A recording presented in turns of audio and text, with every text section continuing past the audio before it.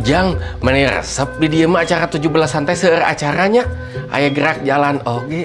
Sumuhun atuh, matak seueur acara ge donaturna lancar orang dieu mah. Komo abi nu pangseurna nyumbang. Emang sok diumumkeun saha nu paling seueur nyumbang?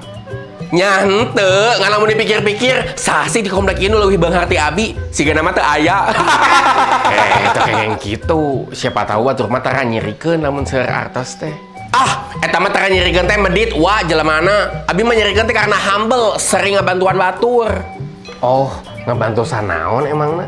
Jadi bang, kanggo warga di dia sering nginjem-nginjemkeun duit, sering jadi donatur tetap tiap aya acara. Mineng oge tameulian jajanan warga dia, walaupun teu ngareunah. Hebat atuh Ujang teh geuning, teu saukur beunghar tapi tiasa jadi manfaat. Sumuhun atuh wa, mata keluarga di dieu mah segen ka abi teh da.